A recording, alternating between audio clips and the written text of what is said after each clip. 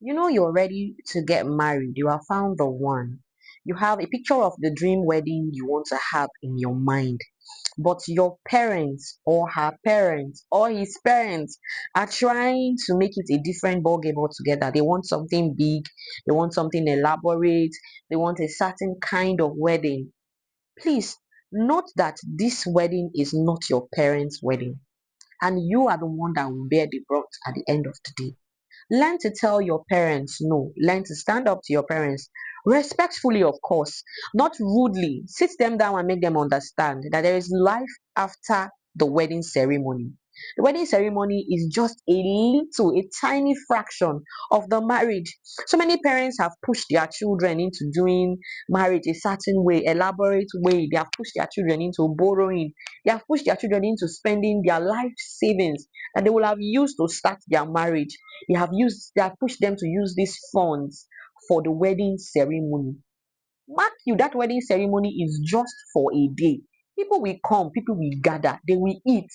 Anything you serve, people will eat, they will dance with you, they will take home whatever you present.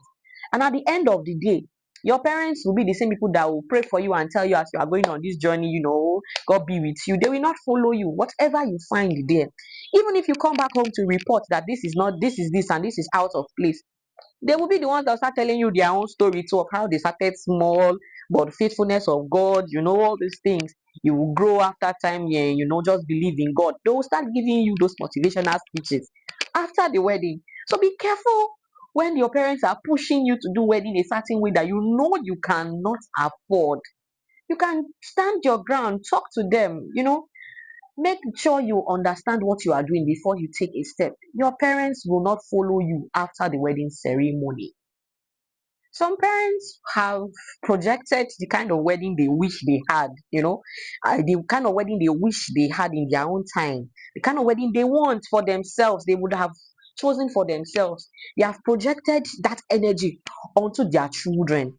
You're the one that has the friends, you're the one that has the rich and famous friends. It's not me. So if you are willing to pay for this wedding, you are willing to carry the burden of the funds for the wedding, fine and good, but you don't project. Parents, stop pushing your children. Stop pushing your children to do things a certain way that you have, nurtured in your heart to do.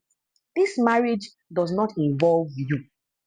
Yes, it's their own, it's a separate home altogether. If you feel the need to have a wedding in a particular way, there's no point. Parents, go and do your another wedding. You can go and renew your vows, throw the party that you want to throw, but allow your children to pick the pattern they want their wedding ceremony to be. So that they will not come back tomorrow and remind you that you made them spend what they did not intend to spend. Allow them. If they are grown enough to make the decision of marriage, they are grown enough to want to leave home to go and live together as husband and wife, then they are grown enough to decide how they want their wedding ceremony to be. And for the bride and groom, do not allow parental influences to push you into debt, to push you into bankruptcy. I hope this helps someone who is struggling to make a decision and the parents are constantly interrupting and bringing in their own decisions, and they are even making it compulsory and even threatening in ways. Sit them down, talk with them respectfully, you know, explain to them that you do not want this, you do not want that. This is how you want it to be. And if they are sensible parents, they will respect your decision. I hope you have learned something today. Follow for more.